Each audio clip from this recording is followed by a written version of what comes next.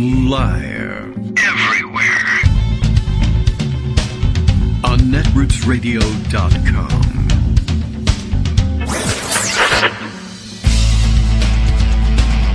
David Waldman. Kagro. In the morning. Now, here's David Waldman. Hey, good morning, everybody. How you doing? It is Friday, December 18th, 2020. Time for yet another show. We're, more or less on track today. A little bit of craziness just before airtime. I think we're a second or two behind, so we're jipping you out of a second or two on this on today's show. But I think we'll get past it. There should be plenty of material to dive into. Experimenting in the latter half of this week with one of the suggestions made for how to try and deal with the persistent frog in the throat, especially early in the morning when we begin the program. And so thanks to those of you who have made suggestions. I've got that weird product that I bought at someone's suggestion. And I don't know. I don't have permission necessarily to call the person out or anything like that. It's really a thank you, of course, so it shouldn't be too terrible. But at any rate, thank you for your suggestions. I might try a few other directions as well. I gotta tell you, so I got this product, and they are not paying us to use this product, and they won't now when I tell you this. It's interesting. It's Alkalol, which I've never heard of, but looks to be kind of an old-timey product. Actually, it doesn't taste that good. It tastes pretty disgusting, and you're not supposed to drink it or anything. You gargle with it, but and I would say it's closest in taste and smell to Listerine, which a lot of people find pretty disgusting. I imagine some of the ingredients are similar. And it's pretty powerful stuff, to be sure. I'm watering it down and everything. But boy, I've been a couple of close calls gargling with this stuff and really trying to get a good job done there. And then being like, I don't think I can take the taste of this any. You don't want to be retching when it's time to get on the air. So it's been a little tough. Maybe a little salt water would do just as well.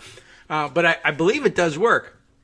The complication, of course, is I'm also trying to grab something quick to eat for breakfast at the time. And, it's not really conducive. It's the eating, I'm sure, well, among other things. But eating breakfast right before airtime probably doesn't really, isn't necessarily conducive to the clear throat, clear voice thing. But that's the way life is. So we're going on with it anyway. But thanks for the suggestion. Alcohol, I thought, was a weird name. I don't know how long that's been around. But the fact that the last couple letters are LOL, I think, means something. At least, it's got a different interpretation, modern interpretation. Sort of a thing I might suggest naming a product in a brainstorming session if you had some sort of mock alcoholic beverage or alcohol-free beer or something. I'll call it Alkalol, LOL. But that's not what it is. Anyway, that's not nearly as important as the rest of the news, I'm sure. And why don't we start off with something that's quite important. In fact, an extension of a story we've been talking about all week because the newspapers, those ancient news conveyance devices, printed on actual paper, many of them in the past, now mostly virtual, for us anyway. But something they've been talking about all week, the hack into the various political agencies or rather government agencies here in the United States, presumably, and I think they're getting close to being able to say conclusively, by the Russian government. And I gotta tell you, every minute, the story gets worse and worse. And like the story, exactly like the story of the bounties allegedly being paid by the Russian government to forces in Afghanistan for the targeting and murder of our troops there. No reaction at all from the top levels of the administration, almost as if Putin himself were invited directly into these computer systems by our alleged president, Donald Trump, which, like I said, matches the reaction to the outrage of the targeting and murder of our troops with bounties. Surprisingly, getting no reaction in the Republican ranks, where they excuse almost everything that Donald Trump does. And I think everybody just sort of expected, maybe. I mean, the political establishment expected to get zero reaction to this from Trump, both because we've seen this story before and he just appears to be more or less acting as you might expect an outright Russian agent to act. And, of course, he's lost interest in the presidency. He lost interest in the presidency a long time ago, even well before the election. But now, of course, he's got no real reason to spend any time on it, spend time on nothing other than relaxing and having indoor unmasked Christmas parties at the moment. The latest alarmist, and I think correct in that respect, alarmist view of the situation here from Politico under the headline, and this one will, I think, panic you a little bit too, Nuclear Weapons Agency breached amid massive cyber onslaught. What would the Russians be doing with it? Why would they be interested in hacking into the United States nuclear weapons agencies? In this case, which agency is this? Over at the Department of Energy. Hackers accessed systems at the National Nuclear Security Administration. Doesn't sound very important at all. Which maintains the U.S. nuclear weapons stockpile. And, who wants those, right? Would anybody be interested in finding out about the status of the American nuclear weapons stockpile? Of course not. Natasha Bertrand and Eric Wolf get the byline on this story for Politico, and Natasha Bertrand is expert in fanning flames like these. The Energy Department and the National Nuclear Security Administration, which maintains the U.S. nuclear weapons stockpile, maybe. I mean, they're supposed to. I don't really know whether they're doing it, but that's their job. They now have evidence that hackers accessed their networks as part of an extensive espionage operation that has affected at least half a dozen federal agencies, officials directly familiar with the matter said. It sounds like a bad thing, does it? You say that like it's a bad thing. But as I've reminded you a number of times, we should basically get used to the fact that Donald Trump acts as a real, live, genuine electric chair level traitor to his country. We've electrocuted people for less, but he's innocent until proven guilty or whatever or something, blah, blah, blah, and he'll flee to Russia following the election anyway. And in the meantime, 45% of the country will want him on Mount Rushmore. What can I tell you? On Thursday, DOE, Department of Energy, and NNSA, remember what we're talking about here, National Nuclear Security Administration, DOE and NNSA officials, that's not easy to say, began coordinating notifications about the breach to their congressional oversight bodies after being briefed by, Rocky Campione, the Chief Information Officer at the Department of Energy. They found suspicious activity in networks belonging to the Federal Energy Regulatory Commission, or FERC, Sandia and Los Alamos National Laboratories in New Mexico and Washington. I think we mentioned that earlier this week. The Office of Secure Transportation at NNSA, not that secure, but the computer networks aren't what they're securing. It's transportation that they're securing, which I guess means securely transporting nuclear materials around the country, and the Richland Field Office of the DOE. The hackers have been able to do more damage at FERC than the other agencies, and officials there have evidence of highly malicious activity, the officials said, but did not elaborate. The officials said that the Cybersecurity and Infrastructure Security Agency, a lot of alphabet soup going on here. Cybersecurity and Infrastructure Security Agency. That's CISA, and I think that's where Krebs was. We have our own chance to angrily fire Krebs in an underground bunker here in this country, just like Downfall. Okay, so officials said that the CISA, which has been helping to manage the federal response to the broad hacking campaign, without a leader, indicated to FERC this week that CISA was overwhelmed and might not be able to allocate the necessary resources to respond. DOE will therefore be allocating extra resources to FERC to help investigate the hack, even though FERC is a semi-autonomous agency, the officials said. I think we can excuse them from getting a little help from the outside, just so long as we aren't hiring, I don't know, Russian contractors to do it, I guess. But I guess you better check. I mean, it's not beyond the pale, I suppose. Several top officers from CISA, including its former director, Christopher Krebs, have either been pushed out by the Trump administration, just say fired, or resigned in recent weeks. Federal investigators have been combing through networks in recent days to determine what hackers had been able to access and or steal, and officials at DOE still don't know whether the attackers were able to access anything, the people said, noting that the investigation is ongoing and they may not know the full extent of the damage for weeks. But I heard we could know on election night exactly what the answer was. So they can't count this either. By the way, might as well just, reiterate at this point that it certainly looks for all the world like the firing of Christopher Krebs could just as easily have been about this and a tip from Putin as it was about the election. But the election would make great cover and isn't necessarily a diversion from this. It's not necessarily a diversion from this incursion. How do you like that? Take that to a rap battle if you want. But yeah, I mean, if it's all about, I don't know, I hate using the prefix cyber for anything, but if it's all about these cyber incursions and undermining confidence in both our system of elections and our government in general, seems to me it would be easy enough to hit them both, and the more explosive and flashy of the subjects would, of course, be the election, since that's where everyone's focus is.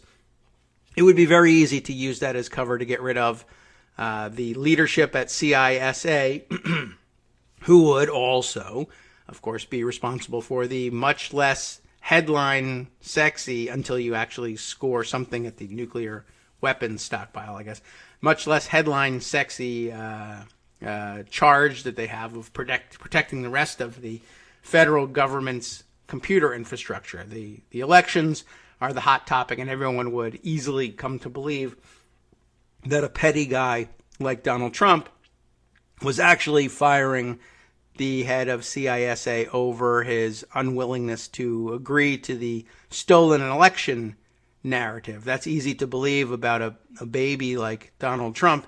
It might have been closer to the truth, but I suspect it would have been harder to get widespread belief for a story about Trump firing the head of CISA in order to cover up Russian incursion into nuclear weapons security computer systems. That's just too cloak and dagger.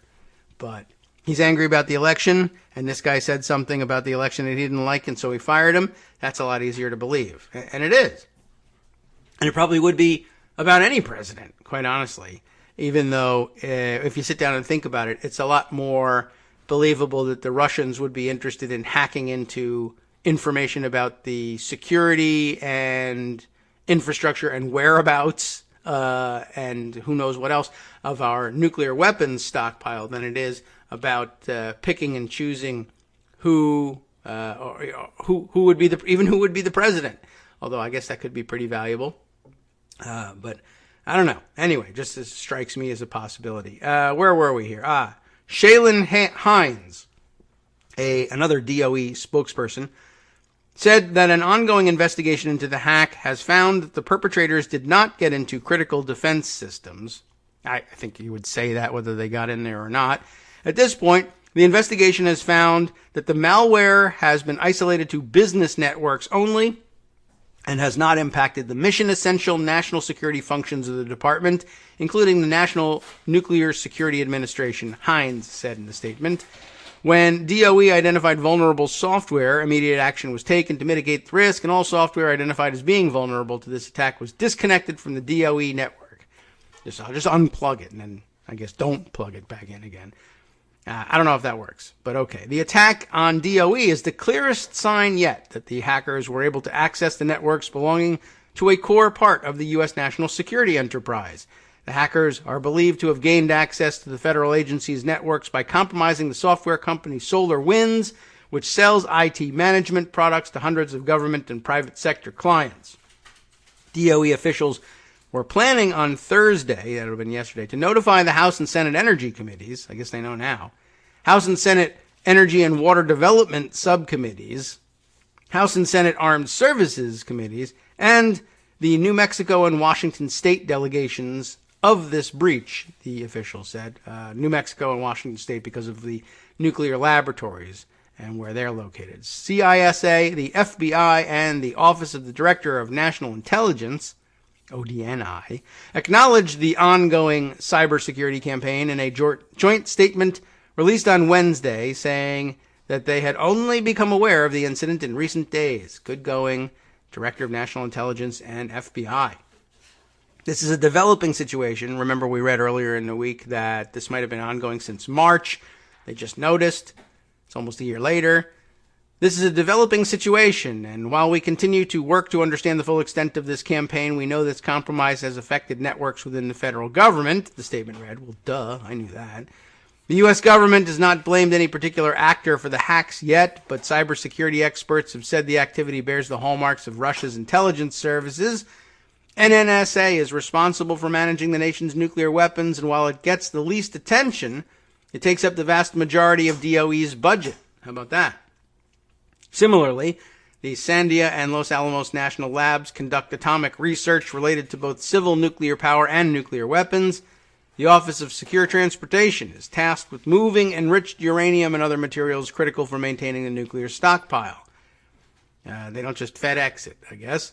Hackers may have been casting too wide a net when they targeted DOE's Richland field office, whose primary responsibility is overseeing the cleanup of the Hanford nuclear waste site in Washington state, unless they just wanted dirty bomb materials. During World War II and the Cold War, the U.S. produced 2/3 of its plutonium there, but the site hasn't been active since 1971. Maybe they're just nostalgic for the 70s. The attack on the Federal Energy Regulatory Commission may have been an effort to disrupt the nation's bulk electric grid. FERC doesn't directly manage any power flows, but it does store sensitive data on the grid that, or is it on the grid or about the grid that we're talking about, that could be used to identify the most disruptive locations for future attacks. I guess about is the answer to that one. Okay, so interesting. They might just have been overbroad, or we haven't discovered any strategic value to hacking into the Richland field office just yet. But who knows? Or, I don't know, maybe their contacts were there. I have no idea. I can't outguess the Politico folks on this one.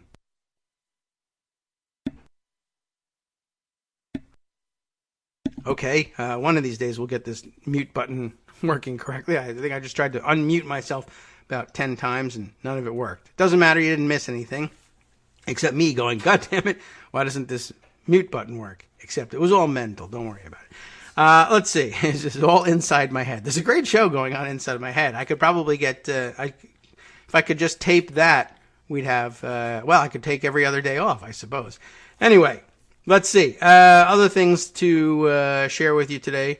Yes, I've been poking around. I'm hacking my way in. You see, I've been poking around at the National Archives website over the last day or so, mostly because the lunatics in the White House, the dead-enders, the Fedayeen Donald, who are still fighting on in this insurgency and insisting that they will take their case to the floor of the House and the joint session on January 6th to dispute the counting of the electoral votes, and insisting, as Kayleigh McEnany is, pardon me, right from the top levels of the White House political operation, insisting still that they will be disputing the count and that what will really matter are the alternate slates of electors that several states have submitted. I read this story to you, and the action on multiple fronts in Arizona,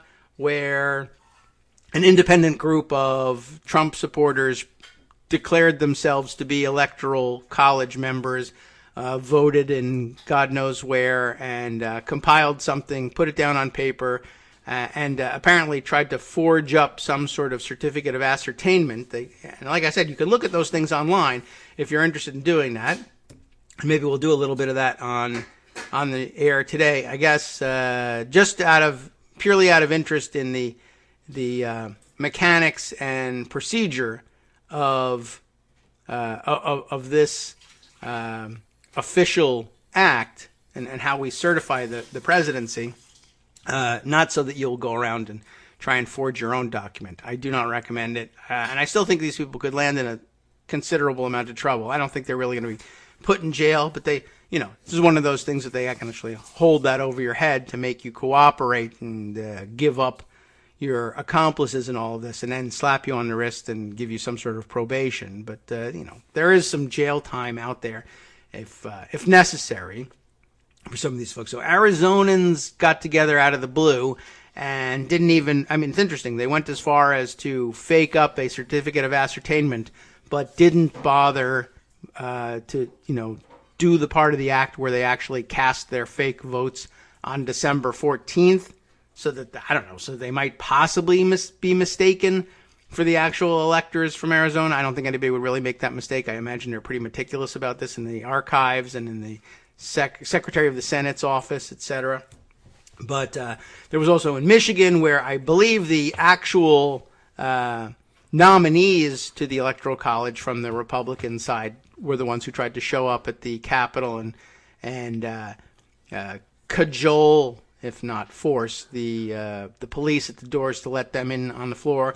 At least one of the people there, or at least someone commenting on, as though they were one of the people on the ground there, insisting that Republican would-be electors had some sort of constitutional right to challenge the validity of the electors then on the floor in the Michigan State Capitol, which they don't, as far as I can tell. Although, I suppose, if you manage to get your way to the floor, you could disrupt the proceedings and test the procedural capabilities of the people there in Michigan to see whether they had the parliamentary chops to address and dismiss your challenge under regular order.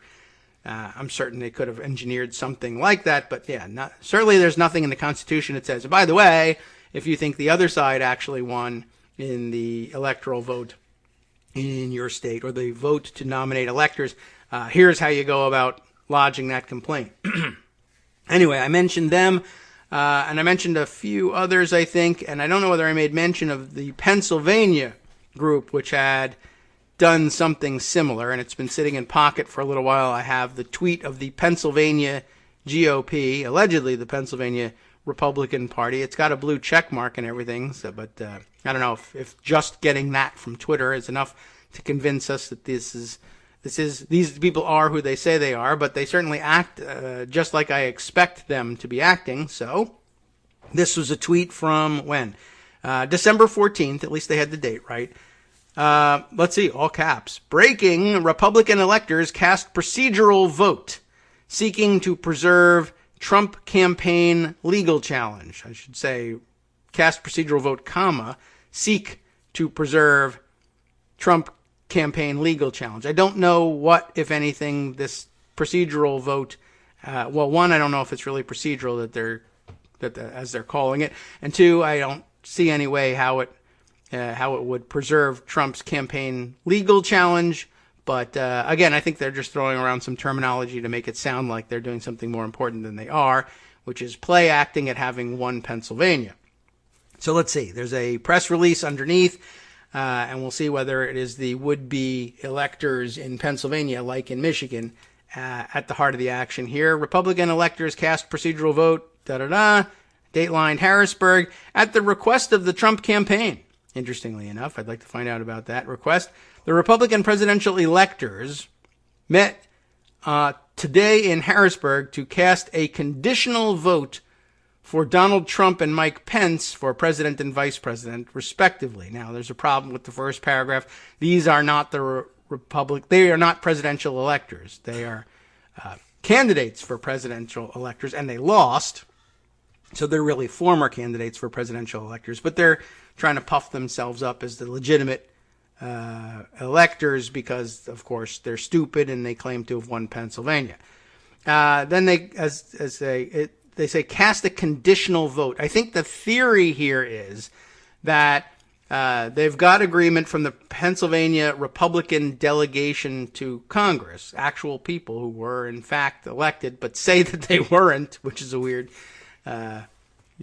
confluence of events. But they say the whole election was invalid, and so their presence there is also invalid, and somehow we're supposed to forget about that. There is a way to parse that out, of course. But anyway, the theory here is that they believe that the electoral votes forwarded by the certificate of in the certificate of ascertainment from Pennsylvania, which would indicate that Biden won Pennsylvania and its electoral votes, will be invalidated as somehow fraudulent. And rather than let Pennsylvania go unrepresented in the Electoral College, that the Congress sitting in joint session would then obviously opt for the alternative, the provisional, the conditional vote that they are sending along. Well, why give them nothing when we could just turn to this one here that says the opposite of what happened in Pennsylvania? Anyway, so that's what they're sending. What's procedural about it? I have no idea, or why they regard it as a procedural vote. We took this procedural vote to preserve any legal claims that may be presented going forward, said Bernie Comfort. They have some weird names, and these Republican slates here. It makes me think of Oliver Willis and his theory that we're living in some kind of computer simulation gone wrong. Bernie Comfort, Pennsylvania chair of the Trump campaign. Anybody know if that's actually true? This was in no way an effort to usurp or contest the will of the Pennsylvania voters. Maybe we'll return to this after the break to try and figure out why it isn't exactly what he said it wasn't. And if it is, of course, well, there's no reason to trust this guy. Hi, everybody. It's me, David. Let's change things up from the old fundraising pitch for just a minute and talk instead about how you can be a part of our show. If you've got a smartphone or any other electronic recording device, why not sit down and record a segment for us? Read us an important article and give us your take. Read one of your own original essays, or even just give us your commentary on something you'd like to share that's important to you. Then send the file to me at kagrox@gmail.com, and I'll try and work it into the show. Short segments, a few minutes in length, are easiest to fit in. And of course, I can't always guarantee that I'll be able to play everything, but if you've ever shouted at your radio or TV about something you wish was being covered, here's your chance to change that. Make the show your own. Send your submissions to me at kagrox@gmail.com.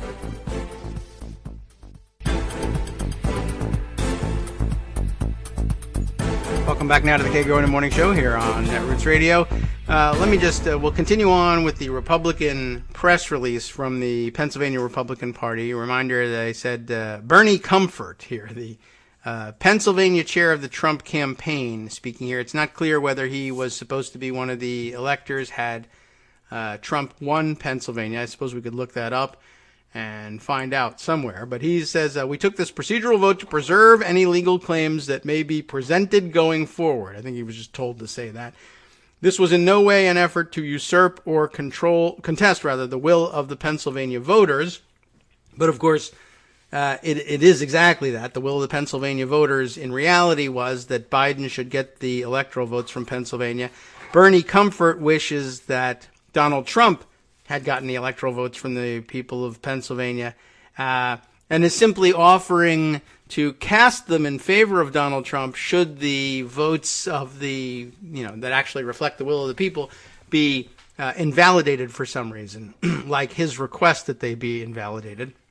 And if that were to happen, just coincidentally, well, then he would have this alternative slate here so that the people of Pennsylvania wouldn't go entirely unrepresented. It's just that they would be taking the minority opinion about who should get the state's electoral votes. The Commonwealth's electoral votes, and offering that up to the joint session instead. But we're not looking to usurp or contest the will of the Pennsylvania voters. If somebody else were to do that and win, we would simply offer up our next best choice, I'm sure is how they're viewing it.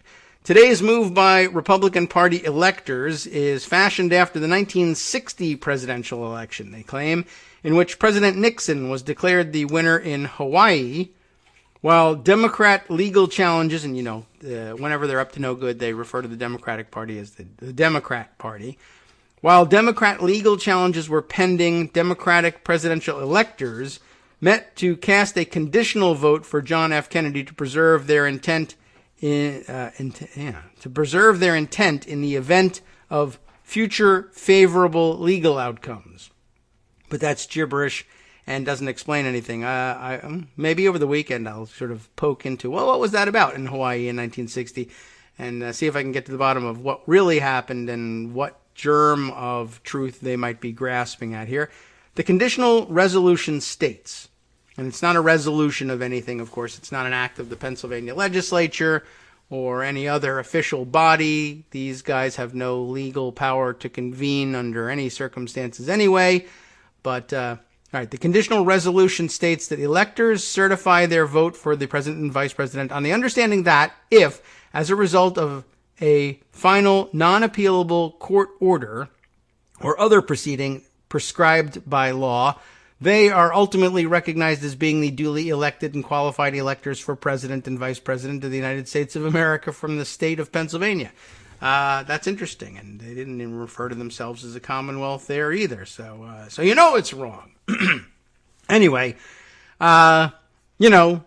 there's some of the legal gibberish that they're throwing around in an attempt to sound like they know what they're talking about. I certainly don't know what I'm talking about, but I know enough to know that legal gibberish isn't going to change my mind about it.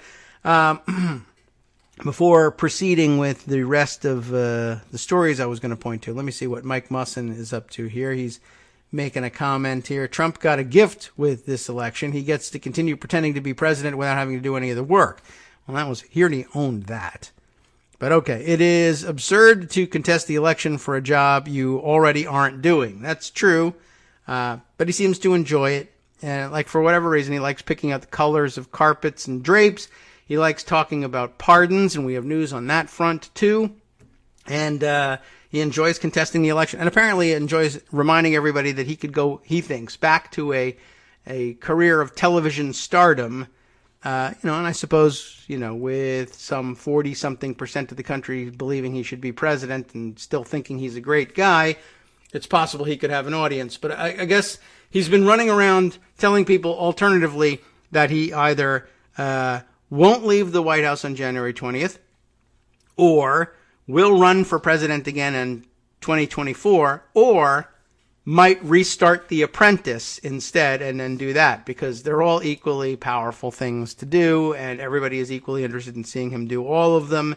And, I guess that's one of the problems with being a malignant narcissist is you think everything you do is equally interesting and important to everyone else. So I guess that's good, and there's some chance that he might be convinced that, I don't know, for that matter, taking up magic and locking himself in a box on a flagpole in Las Vegas is as important as anything else.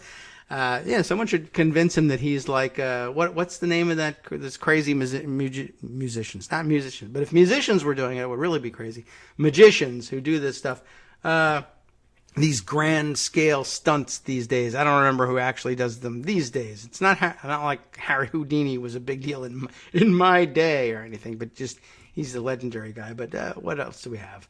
I don't know. Who cares? I don't keep up with this sort of thing. You know who I'm talking about, and I'd love to see him do that. And if he's interested in jumping the fountains at Caesar's Palace on a motorcycle, I would encourage him to do something like that as well. That's something I'd be happy to watch. All right. Oh, is that right? I happened to see somebody tweeting here about responding to Donald Trump. John Hudson here is saying, "Happy anniversary of your impeachment, sir." Well, that's a nice thing to remember. That would have escaped me. I don't know if I ever would have written that down on my calendar. So it should have been one of the biggest days of our lives. All right. Now, I read you the Pennsylvania story in order to get back around to something I saw happening on Twitter yesterday. Like I said, Jenna Ellis insisting that this stuff was going on. And who else was pushing this? I'll look through my Twitter timeline to see if I can find it. But somebody else, insisting that, all the alternative electors' slates are going to be sent on to Congress. Here's Kayleigh McEnany saying so on Sean Hannity's program yesterday and being tweeted around by a couple of other internet friends.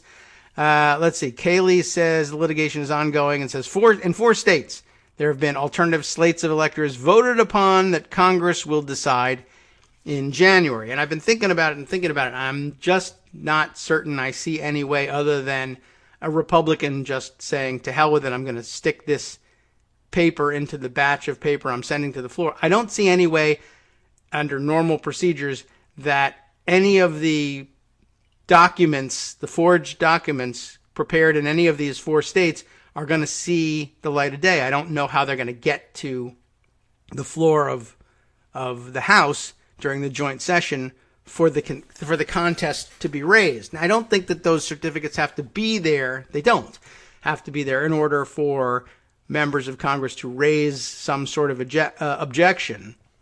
But, what do they care? I mean, they're promising people on Fox News and on the Hannity show that this alternate slate of electors will get voted on. And even if they never do, the fact that an objection is lodged will satisfy everyone that they were telling the truth, even though it's quite obviously a lie unto itself that there will be votes about alternate slates of electors. The official record being debated or discussed in the joint session and debated in the separate houses, they won't have this alternate slate of electors in front of them, I don't think, to even put forward. And this is where I came along to looking at the National Archives site. The National Archives, of course, gets one of the, I think we landed on the number of 6 copies of the certificate of ascertainment that got sent to various governmental bodies. One copy, of course, supposed to go to the President of the Senate. That's Mike Pence. And those copies are to be read during the joint session. And like I said, I can't imagine that the Secretary of the Senate or whoever's handling the mail there is going to open up 2 sets of certificates from, purporting to be from Arizona or Pennsylvania or any other state and say, gosh, I just can't make the call here. The non-political neutral thing to do here is to simply send both certificates to the floor and let the members hash it out. Now, if there were genuinely some doubt, and that's not what's going on in this situation, but if in some other situation there was a way to get to genuine doubt in the mailroom anyway about which of these documents was was genuine, or if they both had some claim to being genuine in some way, they might send both to the floor. But, the results have been pretty clear, so I don't know why they would send on this thing from Arizona. And, of course, the thing from Arizona arrived earlier than the 14th, so they can't possibly be the correct electors. Anyway, I went to look at the National Archives site because they're the only ones that are putting this stuff up publicly. They are scanning and posting the certificates as they arrive, which is interesting. And maybe you want to take a look at them. And it reveals a lot of other interesting minutia if you're really into this sort of stuff. And I am, so I thought I would look. Anyway, the folks in Arizona were tweeting around yesterday that they totally did this thing. Where was that? I know I saw that one come around because they were talking specifically about the Arizona certificate, and I was like, well, where is this certificate you're talking about? Here it is. The tweet from Newsmax promoting their upcoming segment on this, saying the election is still causing aftershocks in Arizona, and some reports say Arizona may offer, quote, alternate electors on January 6th. Representative Andy Biggs from Arizona, Congressman Andy Biggs, joins Newsmax TV at 2 p.m. Eastern Time, that was yesterday, with an update. And they offer you the chance to watch it live, and they have a very weird picture of Trump and some of his aides, whatever. I guess maybe it's in Arizona, outside on a tarmac somewhere with the presidential limo there, and Donald Trump facing the other direction with an extraordinarily, you remember the wide stance story from years ago? I don't know. He looks a little awkward. The guy doesn't know how to stand. Anyway, I was just wondering, since they were going to do this show, this segment on the Arizona thing, would they produce their paper on there? Because, I was able to produce the actual one from the state of Arizona, which is on file with the National Archives. And so I sent it to them. Where's yours? Because here's the thing from Arizona. And, the certificate of ascertainment is available on the National Archives site. If you wanted to look, by the way, archives.gov is where you would go to find the National Archives. You have to navigate around the site a little bit. If you're actually interested in doing it and playing along, I'll walk it through with you. How about that? I'll walk through it with you. At archives.gov, there's a couple of choices for different sections to explore up at the top here. Research our records. Veteran service records are available here. Educator resources. Visit us. America's founding documents. You can look at the Declaration of Independence and Constitution, etc. But there's an archives news section, sort of one row down here, over on the right. And I just go to the archives news, to the more news section. And there's a million things you might want to read in here. Some interesting stuff about new finding aid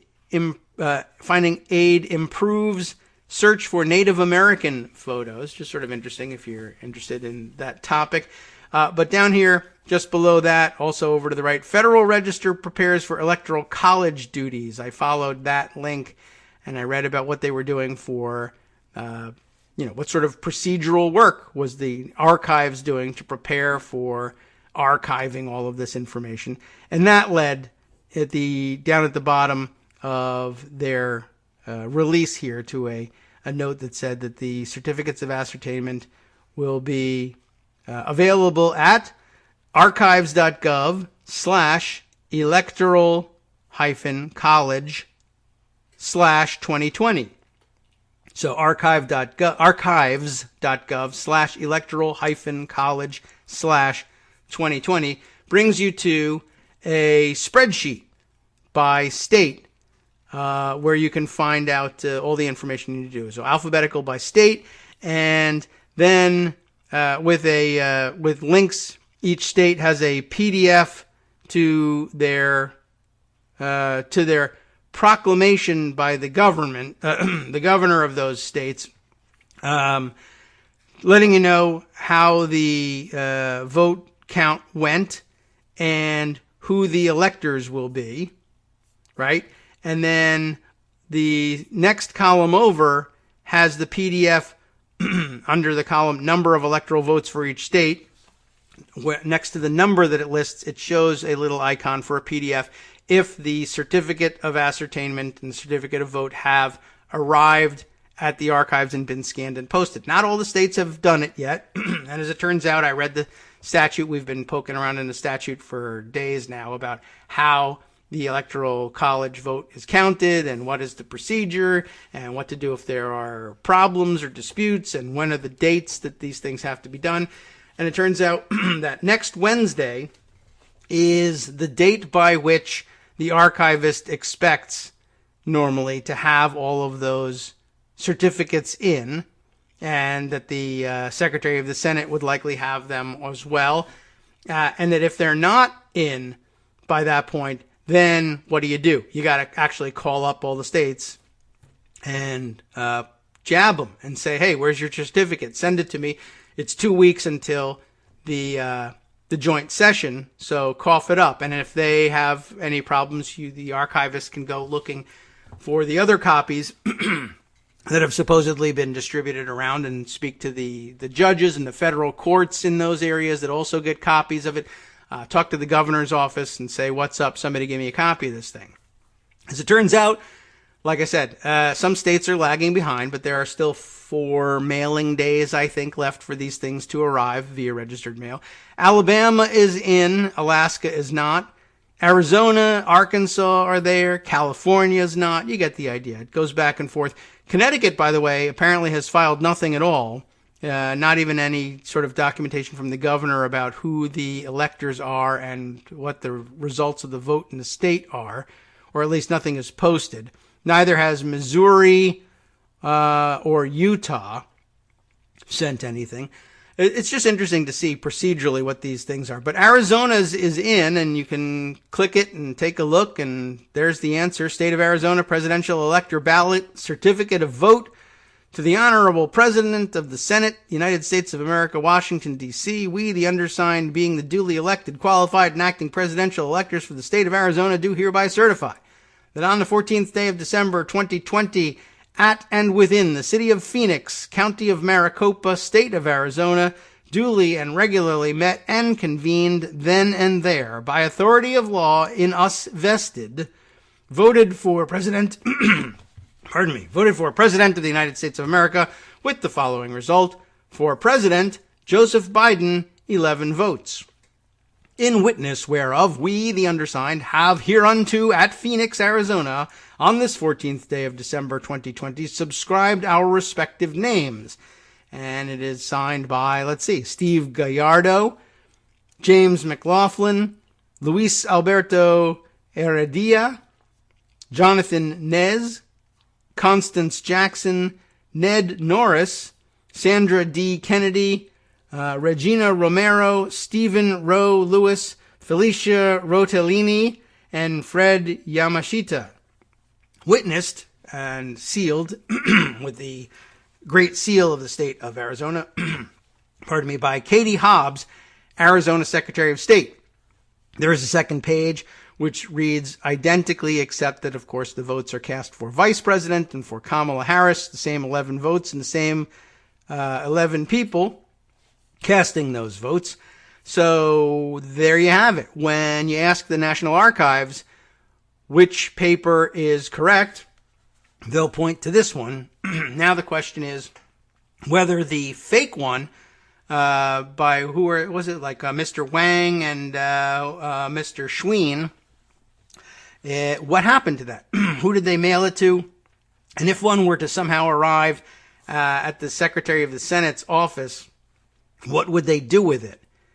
Now, I guess back to the part of this question which actually matters, or could matter, I don't think it really will, is, thanks very much, by the way, to John Godin, who tweets this. If you're not following John, he is at JNG Tweets. John Godin. What's your middle name, John? I imagine that's what the N is about. JNG Tweets, and he's just tweeted this around. If you're trying to follow along what I'm talking about, he's tweeted the link to the archives page. But if the people in Arizona mock something up that looks like this, and again, if you take a look at the archive site, now you can see why it was possible to try and forge something like this. You can get an actual PDF of it and take a look at how it's supposed to look if you're interested in doing a good job with it. But if a certificate like that arrives at the mailroom, I'm not clear on how, anybody would think to include that. I took a look back at some of the CNN footage of electoral vote counts in the past, and you can find them easily enough too. I actually just found it by Googling the language that I've told you is part of the script, right? Mr. President, the certificate of the state of Arizona appears to be regular in form and authentic, and it appears therefrom, which is what they usually say, it appears therefrom that 11 electoral votes have been cast for president for, Joseph R. Biden. In this case, that search for, quote, seemed to be regular and authentic, and it appears therefrom. That actually, there's only like one or two hits you can get on that, and one of them was the CNN footage of the 2000 electoral vote count, presided over by, of course, Al Gore. And there were objections made in that one, famously, so you can rewatch some of that too. But yes, the language remains the same, and it's very difficult to know how you could get a certificate, one of these alternate certificates, past 3 or 4 levels of people who should be too responsible to pass them on. I suppose you could give a copy to Mo Brooks, and when Mo Brooks rises to object, he could wave the paper around. but there's still no way to like enter it into the records so that you could have a contesting slate of electors, but that still may not be their theory. Their theory might be the first thing we have to do is fight our way through the official one, and then if it's gone, we could make a motion on the floor in the joint session, I suppose, even though there's really no room for debate there. Maybe you could make a motion in the House that the House officially move that in the joint session this thing be entered into the record. But I don't think that there's any real way besides just forcing it and waving it around and saying, look, I have this paper, and seeing if everyone will accept it, of getting these things to see the light of day. So these 4 states that are sending these additional electors are, they might as well just burn them because no one's going to see the things. I'm curious, though, whether at any point in the past, maybe we can look back in the archives at some point at the 1960s stuff from Hawaii and see, did the archives keep, even just for posterity's sake, for the sake of documenting that there was once this stupid dispute, did they keep these other documents, these alternative slates from some of these states? I'd be curious to know. Anyway, I just thought that was interesting. And just looking at the mechanics of this stuff, Arizona had earlier sent, there's apparently supposed to be 2 documents from each of the states. And it's interesting to look them over. So the first thing that arrives from Arizona and gets scanned and posted at the National Archives is from the desk of the governor. Governor Douglas A. Ducey, state of Arizona, a proclamation that is first sent to the archives. That's, of course, the certificate of ascertainment for presidential electors. Who are the electors and why is what arrives. So this is a very, they walk through it step by step. This stuff doesn't just happen by magic, right? You have your vote and the newspaper says, well, Biden won it, and so he won the electors, and so the people who were supposed to be the electors, whoever they are, we can give you their names, will have this vote on the 14th, and then by magic, something. Well, what happens is the governor sends a note to all the proper people, the archivists, the president of the Senate, the local federal judge, etc. Certificate of ascertainment comes first. Certificate of ascertainment for presidential electors. I, Douglas A. Ducey, governor of the state of Arizona, do hereby certify that the official canvass of the general election held on Tuesday, November 3rd, 2020, shows the following results for the office of presidential electors for President and Vice President of the United States, as certified by the boards of supervisors of the several counties of the state of Arizona. The official canvass indicates that the following group of 11 individuals are elected, received, it says, the highest number of votes cast for any candidate for this office, and having complied with all the provisions required by law for candidates in general elections, they are duly elected presidential electors. That's how that happens. That's what means that the 11 nuts in Arizona who pretend that Trump won are not the actual electors. And then they're listed, and they broke it up in a weird way. It actually reads that the official canvass indicates that the following group of 11 individuals, and then you have the chart of the votes, and then it continues underneath, received the highest number of votes cast. I don't know why they do it that way, but here they are. Democratic Party presidential electors, presidential candidate Joseph Biden, vice presidential candidate Kamala Harris, name and number of votes, and they all got the same number of votes. But a reminder that, yes, in Arizona, you're voting, every state, you're voting for presidential elector nominees, not directly on for president or vice president, despite what the ballot may say. And here they are listed. Steve Gallardo, Luis Alberto Heredia, Constance Jackson. We named all those people. And they all got, how many votes did they get? 1,672,143. Of course, the same number of votes that Biden got in Arizona. Of course, as if you knew that off the top of your head. But now you know. Then it goes on to say, this is the governor, further certify that the following presidential electors received the number of votes indicated. And here are the Republican ones. Tyler Bowyer, B-O-W-Y-E-R, Nancy Cottle, Jake Hoffman, Anthony T. Kern, James Lamon, Robert Montgomery, Samuel I. Moorhead, Lorraine B. Pellegrino, Greg Safston, Kelly Ward, and Michael Ward. They got 1,661,686 votes. That's less, so they lost. There were also Libertarian Party presidential electors for presidential candidate Joe Jorgensen and Jeremy Spike Cohen. Remember that he was running for president. They're all named here. It doesn't matter. I mean, I'm sorry that we don't have time for all of them. There's Green Party presidential electors and how many votes they got. And then presidential electors for write-in presidential candidate Jade Simmons was somehow on the ballot there as well. And then Party for Socialism and Liberation presidential electors, who, by the way, got 190 votes. All named here. The Constitution Party got 36 votes. It's still going. And presidential electors for write-in presidential candidate R. Bodie, Boddie. I don't know who that is. They got 13 votes. And all pretty interesting. You forgot that some of them were out there. It's interesting that a write-in got more votes than the Party for Socialism and Liberation.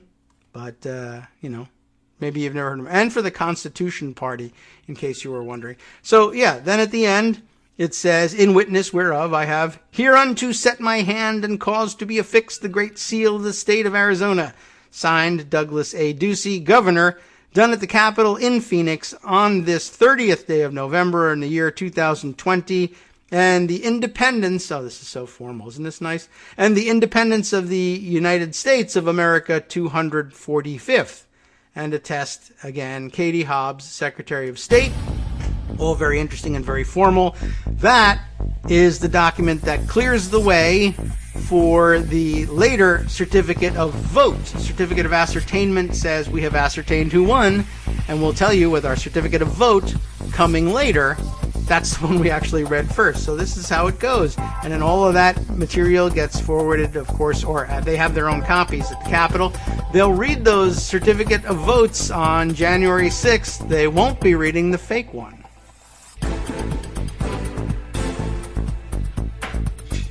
All right, welcome back now to the Kagro in the Morning Show here on Netroots Radio. Let's see. Just checking in on some of these things here.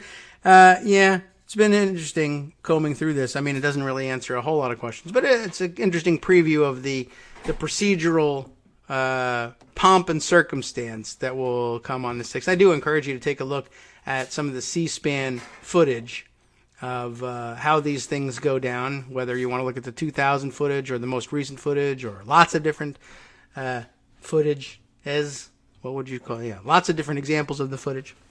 It's interesting to see how it goes. And, to contemplate how this thing is a step-by-step process and there's no magic to it, and no steps are skipped, and everything is verified along the way. I mean, for all the people who keep insisting that there's fraud and that these things are going so terribly, for whatever reason, the reason this is done so methodically is to demonstrate the validity of it. And unfortunately, they just don't pay attention to what's happening for real. Let's see. What's this? Scott sent me a note here. Okay. We'll accept that and open it up and put that one in pocket. Just looks like an important note on a different subject, but we'll see. We need to kind of get off of the getting bogged down in these details. I just want to, I find them fascinating, and I thought you might too. Speaking of the electors, though, I do have this other note for you. If you were tracking how things are going in Arkansas, you should be. The Arkansas Democrat Gazette, letting its readers at home know the status of their crazy delegation. A grand total of 3 of the members of the, is it a 6-person delegation from Arkansas?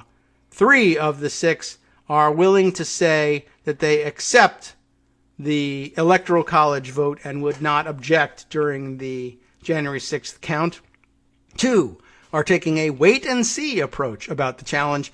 And Tom Cotton, hero of the Republic, has nothing to say one way or the other, can't bring himself to say anything, even though he can't shut up about most things. But this one apparently got stuck in his extraordinarily long throat, and he can't get it out. 3 members of the all-Republican Arkansas congressional delegation said they will respect the will of the Electoral College. Isn't that nice? Indicating that they will not attempt to overturn the results when the votes are formally tallied on January 6th. 2 members, 4th District U.S. Representative Bruce Westerman, ever heard of him? of Hot Springs and 1st District U.S. Representative Rick Crawford, these are some backbenchers, of Jonesboro, are taking a wait-and-see approach. U.S. Senator Tom Cotton of Little Rock would not say whether he accepts the elector's decision and declined to comment for this story.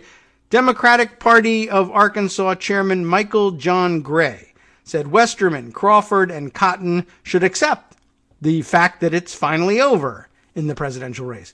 What else do these people need? He asked. It's time for them to be leaders and stop playing politics. Oh, well. That's not going to happen. Monday was a day Democrats had long anticipated. Electors gathered in state capitals across the country, including Little Rock, pardon me, to formalize their pick for president. President-elect Joe Biden, a Democrat, and his running mate, U.S. Senator Kamala Harris of California, received 306 votes. President Donald Trump, well, you know how that went. He got 232 votes. Lawmakers will have a final opportunity to challenge the outcome during a January 6th joint session of Congress. Kind of. They'll have the chance. It won't work out very well. After the votes had been tallied, Arkansas Governor Asa Hutchinson said the electors should have the final say, which is kind of the way it works. Okay. That's where we stand with them. He says, sure, he supports Donald Trump, the governor does, but that's not the way, it's the way it went in this state, but it's not the way it went nationally, and you should accept that. The contest, 3rd District U.S. Representative Steve Womack said, is finished. The Electoral College votes are cast, and Joe Biden is the president-elect. Yada, yada, yada, all good stuff here. 2nd District U.S. Representative French Hill of Little Rock also expressed a willingness to work with the soon-to-be 46th president to solve the nation's problems. That's good. That also is how it's supposed to work. They spoke to a couple other folks here. U.S. Senator John Boozman said the senator has no or a spokesperson said the senator has no plans to challenge Monday's vote. They spoke to former U.S. Senator Mark Pryor, who's a Democrat, and you know what he was going to say about this. It's just interesting that you have to do this stuff. They're actually polling and finding out that a significant portion of several states' Republican delegations really do say they object. Whether they plan to speak up is another thing. Anyway, just thought I would put that one on the record. Let's see. Other quick hits that we can get to. In coronavirus news, Congressman Mike Rogers has the Rona. I thought I could bring you up to date on that one. Tweeted yesterday that this morning I tested positive for COVID-19. This was fun because he said, I immediately consulted with the office of the attending physician and am currently self-isolating. I am experiencing mild symptoms, but otherwise in good spirits and looking forward to getting back to work soon. I haven't checked in with him on Twitter to see how he's doing now. Of course, you might recognize that he went to the office of the attending physician, the gold-plated $500 a year all-you-can-eat medical buffet for members of Congress taken out of the military budget. So regular guy Mike Rogers just went and got himself checked out for free. And whoop-de-doo, congratulations, et cetera, et cetera. The privileged life of members of Congress. Any word that about how he's doing? No. Well, I noticed that the last stuff in his timeline is retweets of Mo Brooks. So that's interesting.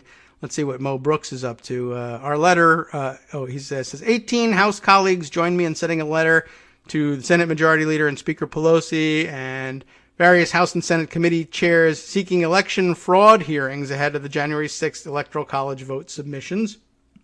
And the letter requests that recipients do their jobs and conduct voter fraud and election theft hearings and investigations so that congressmen and senators will be better informed when Congress faces questions about the legitimacy of various federal elections held on November 3rd, 2020. I don't know whether, Mike Rogers is a signatory, but it looks like that might be his signature. Yep, there he is. Who signed it? In case you want to know, Mo Brooks, of course, who wrote the letter. Andy Biggs, who we mentioned from Arizona a few minutes ago. Mike Rogers, who now has the Rona and might be too sick to show up on January 6th. We'll find out how he does. Jim Banks, David, what is this? I got to get in close on these things. David Reuser?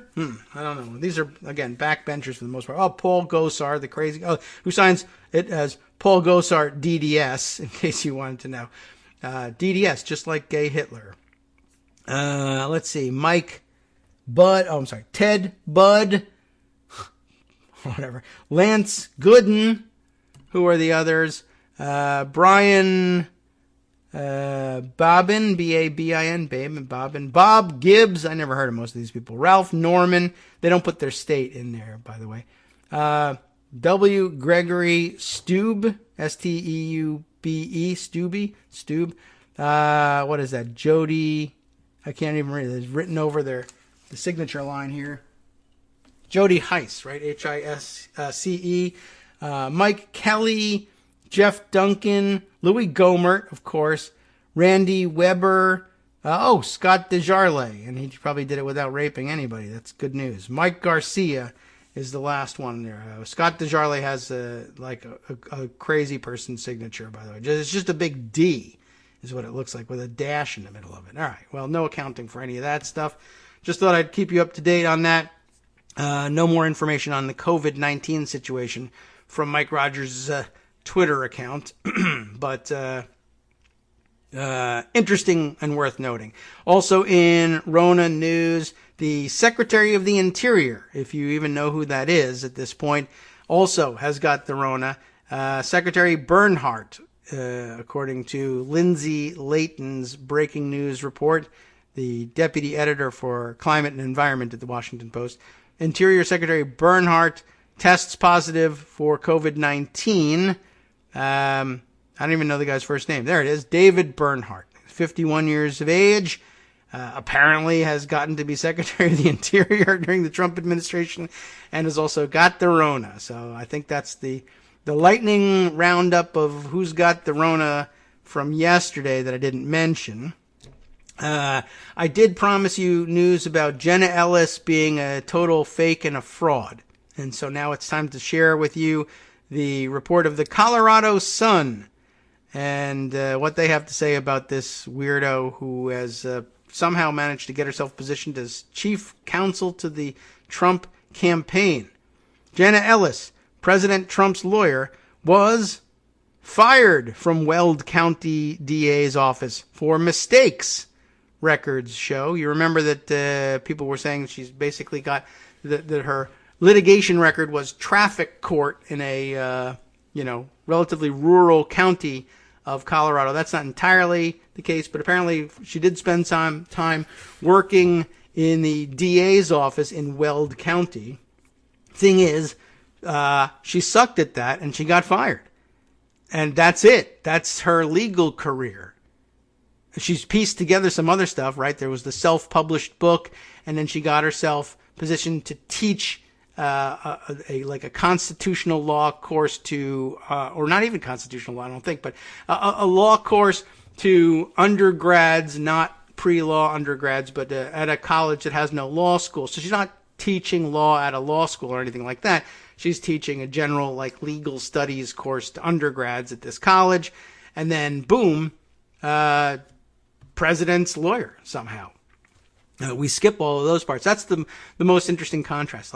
We spend so much time on the brass tacks and going through every step of a process so we can see how legitimate it is and how, there's a vote taken at every point and a certificate of that vote forwarded to people who weren't present to witness it so that we can know that the vote actually took place under the right circumstances or who to blame if there's a lie being told here. But these people just jump from getting fired from the DA's office, cooking up, some sort of excuse for it on your resume, and then just say nice things about the president on television and get to be his lawyer. All right. The process is missing here. No transparency. So what happened here? Documents obtained by the Colorado Sun through an open records request appear to contradict what Ellis told the Wall Street Journal about her termination. She apparently had to explain herself at some point. The Wall Street Journal got skeptical. How is it that you departed from the Weld County DA's office? Under stellar circumstances. I got so many awards, there was no more room for them in my office, and I had to move to the, whatever my next job was. I don't know what she told them. Let's find out. Jesse Paul is the reporter for the Colorado Sun here, who put this together. Jenna Ellis, the attorney from Colorado representing President Donald Trump in his bid to overturn the 2020 elections loss, And remember, you would think that this would be some sort of preeminent constitutional scholar driving this, but it's not. The election results and the future of the United States of America and our democratic republic are in the hands of this person, or at least the challenge to it has been handed over to this person, which is good because she's terrible and incompetent and has no case. That's the way I would like it. So, but just to be astonished at how this thing happened. Jenna Ellis, the attorney from Colorado representing the president, right, in his bid, was fired from her job as a Weld County prosecutor in 2013. This is not ancient history. For making mistakes on cases, okay, records obtained by the Colorado Sun show. Ellis, quote, failed to meet the employer's expectations, unquote, and, quote, made mistakes on cases the employer believes she should not have made, unquote, according to a document from the Colorado Department of Labor and Employment. Now, it's not like they're the most damning statements in the world, but that's the sort of formal language that you would use when you don't really want to get involved in any sort of lawsuits, etc., but you need to certify to the Colorado Department of Labor and Employment that there's no grounds for a claim here and that this person has been terminated. And that, I guess maybe for purposes of claiming unemployment benefits, if you're fired for cause, I guess you're not supposed to get them. And I guess that's the paperwork that you file with it. It's just interesting because a lot of times employers, if the mistakes aren't gigantic, and they're just like, well, you didn't perform, we had a performance review and the lowest performing attorney got fired or whatever, they kind of soften the blow so that you can collect some unemployment benefits or whatever and not have your legal career destroyed. But here they clearly were like, this is a firing for cause, which ordinarily you have to do an awful lot or do very poorly in order to have this happen. Another record says Ellis, who held the title of Deputy District Attorney at the Weld County District Attorney's Office, was fired for, quote, unsatisfactory performance, which is just what you want people fired for, generally speaking. It's good reason. The employer noted some cases were being processed that did not adhere to the Victims' Rights Act. This is interesting, where it gets kind of weird. This state labor department document says, there is the appearance in case documentation the claimant did not follow proper protocol for some of the cases she handled. The claimant. Here, I guess these papers are telling us that she was actually maybe making a claim for unemployment insurance, which was denied to her because she had been fired for cause. This is, but back to the Victims' Rights Act. That probably, perked your ears up. The Victims' Rights Act is a state law that ensures victims are involved in and informed of the case against their assailant. There's also a federal version that offers similar assurances and protections. But before we move on, again, a bit about this one. It's weird. Jenna Ellis, I note, for the record, is the second Trump-adjacent attorney, if indeed she is an attorney, who has had some curious problems with execution of a Victims' Rights Act. Who is it that I'm thinking of here? Who's why can't I remember which one it is? Oh yes, it was the guy who ended up as labor secretary under Trump, who had previously been the U.S. attorney down in Florida, right? Alexander Acosta, who had cut that sweetheart sentencing deal for Jeffrey Epstein, right?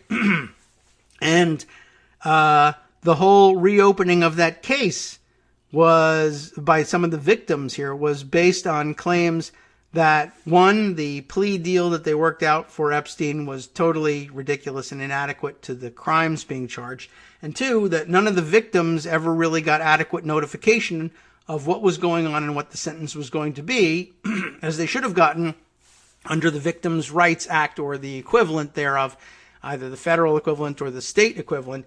They never really got the chance to speak to the propriety or impropriety, really, of this deal, and it was all done in secret, and they never got, not only didn't get the chance, but they never really understood why they never got the chance to comment on this thing. And I think that was the lever that the judges have since used to reopen various parts of the case and unseal some of the documents involved, which might lead us to one of the other stories I have waiting in the wings about an Axios report about a flurry of pardons that are apparently expected today.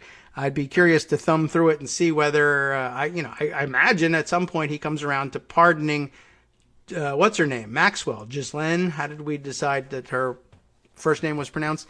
Just to keep the heat off of him.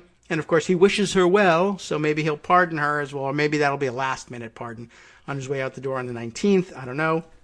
But I assume that's coming too, because that just helps cover up for Alexander Acosta. And who knows who else in those proceedings. But yeah, it's weird that the law and order people and the people who campaigned with the, what do they call themselves? Was the angel moms, right? The mothers of people who had been murdered by undocumented immigrants from wherever, and what a tragedy it was. And those people shouldn't even have been in the United States in the first place. And if they hadn't been, everything would have been all right, although someone else might have murdered your family members, or you for that matter. You can't really tell with these things. But they were a specific part of the Trump appeal during the 2016 election, and again, they attempted to anyway in the 2020 election, was that we pay attention to victims' rights in our pursuit of law and order.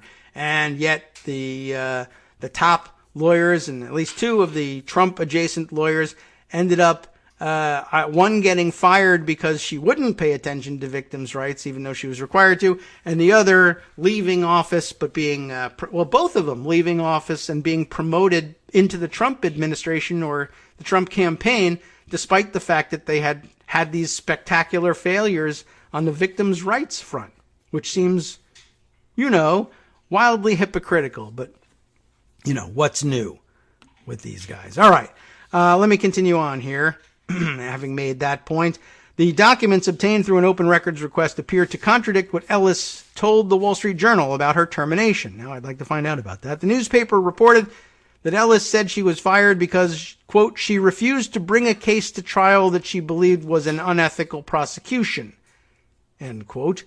The district attorney's office told the Journal that Ellis handled traffic cases and other misdemeanors. So the likelihood of an unethical prosecution of any real import is, I think, pretty low here. Ellis did not respond to an inquiry from The Sun on Friday about the circumstances that led to her firing and about how the documents appear to contradict what she told the Journal. Instead, the Trump campaign replied on Ellis's behalf on Sunday, offering a 20-word unsigned statement.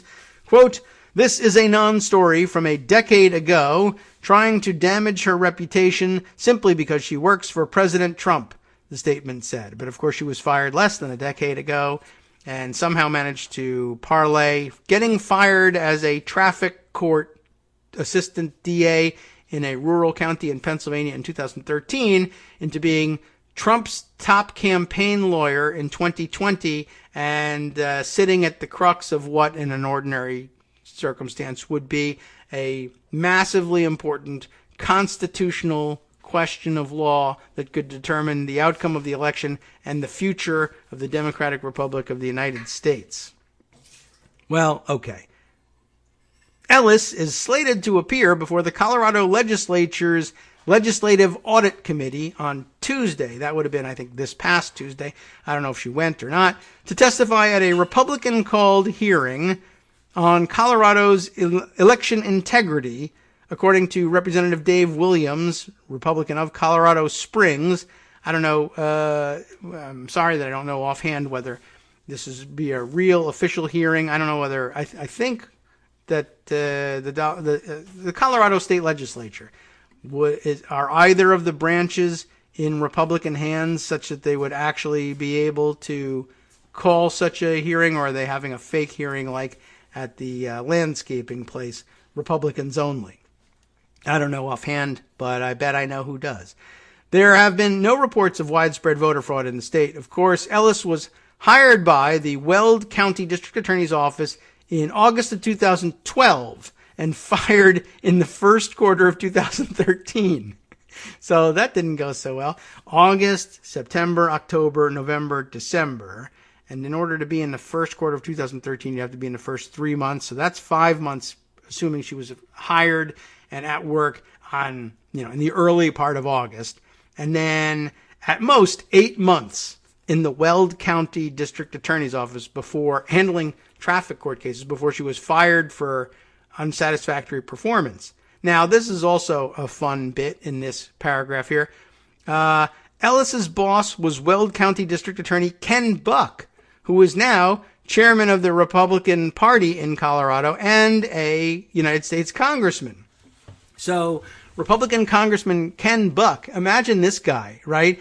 And can you imagine his surprise to find out, did I just see on TV, I was flipping through the channels, President Trump's top campaign lawyer is Jenna Ellis? Is it the same Jenna Ellis I fired like a couple of years ago for total incompetence for traffic court cases? That can't be it.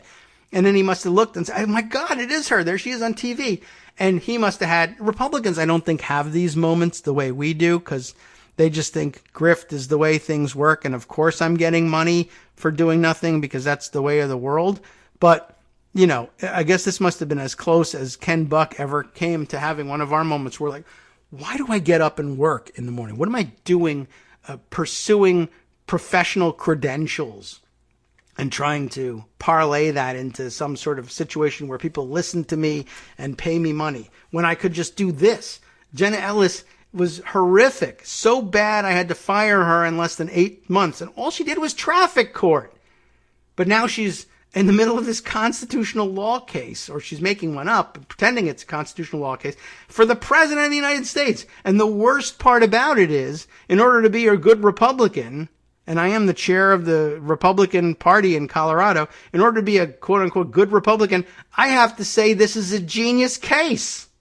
And she's an idiot. What am I doing? I don't know whether Ken Buck, maybe he's been one of the people to, no pun intended, buck the president on this and say, no, there's no legitimacy to this. Maybe he has been. It's an interesting barometer. We should check that out if it's not in this article. Anyway, a spokeswoman said Buck declined to comment because he's probably kicking things in his house going, God, you son of a... I can't believe this. I don't know. All of a sudden, the scene comes to mind of the network president and Scrooged, I guess because it's Christmas time and it's on TV all the time, where he's calling up the studio to complain about the Bill Murray's character, the Frank Cross guy, screwing up the TV show, and he kicks the cat. And anyway, after her termination, Ellis sought unemployment benefits. See, I knew this had to be the case. The Weld County District Attorney's Office appealed a decision granting her those benefits to the Colorado Department of Labor and Employment. So, by the way, I guess this means if you ever corner Ken Buck and ask him about Jenna Ellis and he says, gosh, that's like a decade ago, which it isn't. I don't remember anything about it. It was totally unremarkable. You might think that would pass as a comment.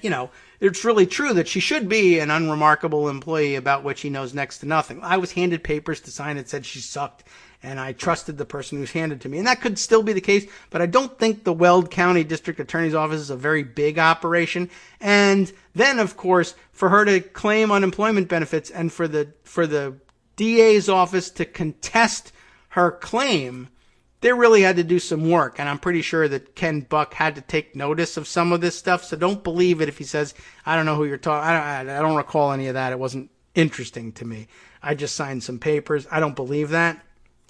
So I guess it's theoretically possible, but then he was a terrible DA, and, that was probably the case anyway, and still got elevated to Congress, and he's got his own grifting problem.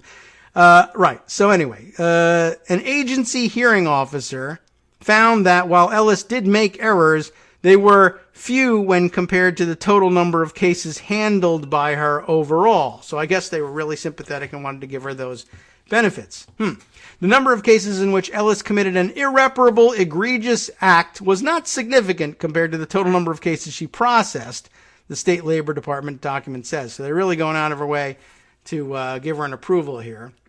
I mean, how many catastrophic mistakes do you have to make before you can be fired for cause, right?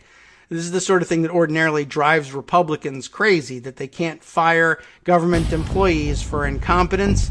I'm certain Ken Buck probably campaigned on that. Whoops, the volume went all the way up on that. I'm fired for incompetence on that front. Jenna Ellis, too, except when it happens to her, in which case she has great sympathy for people who are her and no sympathy for anybody else. All right, well, ultimately, the state labor department affirmed that Ellis was eligible for unemployment benefits despite having been fired, which could have precluded her from being able to collect them. In Colorado, employers must show that employees purposefully did not meet their duties. Hi, it's me, David Waldman, your host for Kagro in the Morning, and I've learned that I either need to update these announcements more often or stop saying that the announcements are brand new. What's not new is that this message, too, is a call for your support in keeping the Kagro in the Morning show on the air. My thanks go out to all of you who do support the show through your donations.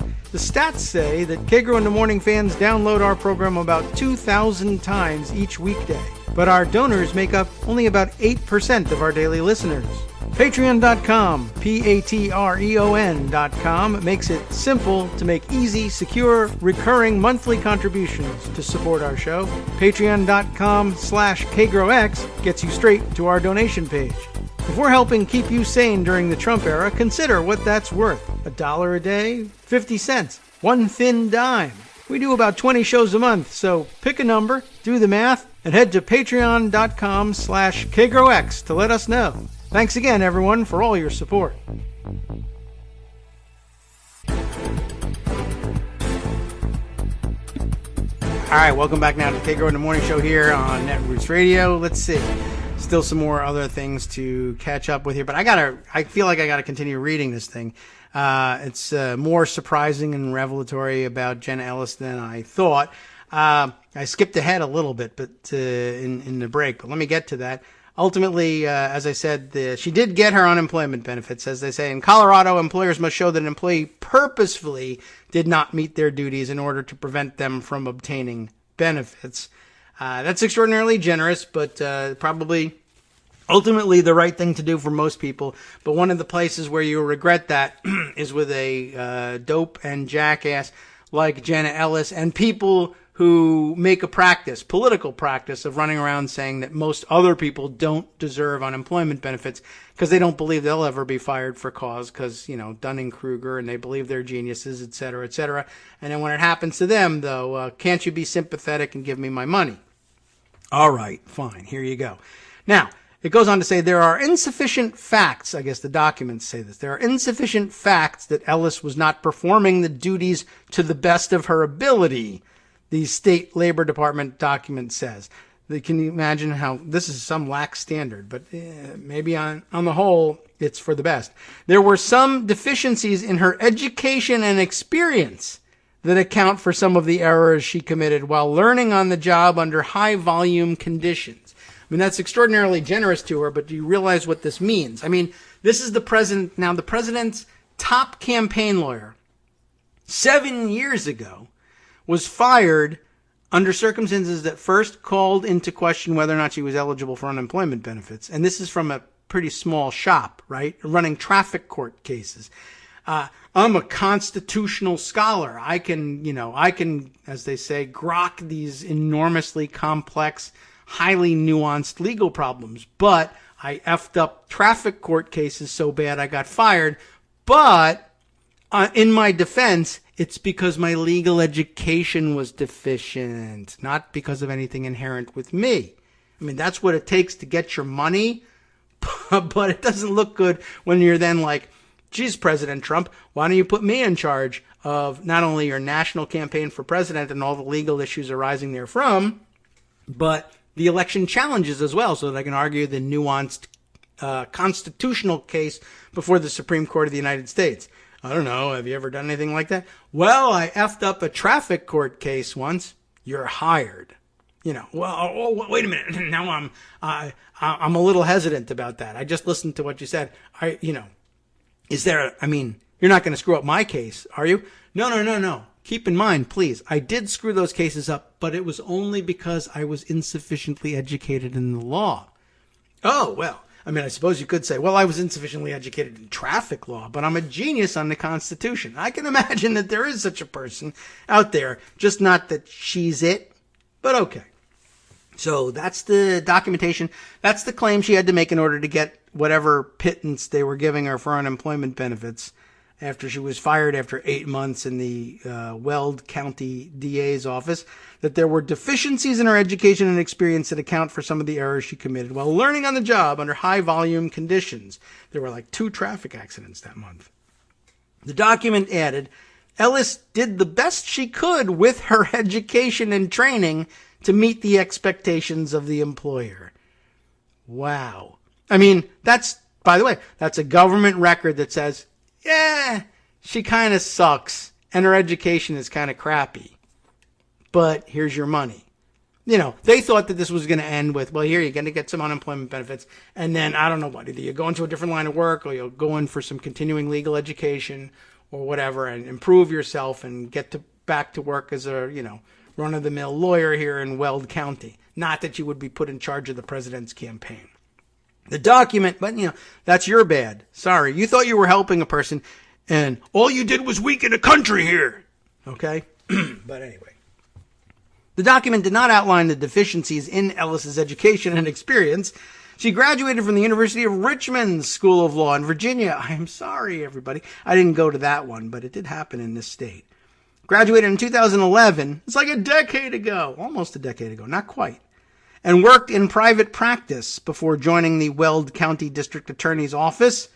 Ellis's background has come under increasing scrutiny as she has stepped into a high-profile role challenging the 2020 election results in several swing states, including Michigan and Pennsylvania.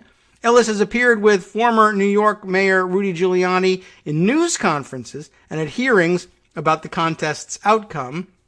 Importantly, I don't know whether they make mention of it, but they say, using the word appeared, you'd think that would be followed by she appeared in court for the president, but she never has, and she's never signed any of the briefs. And that's because on top of her having been fired for this very simple low-level attorney's job, from that job in 2013, a mere 2 years after graduating. I mean, that's interesting too, right? This kind of brushes past it, but let me finish that thought.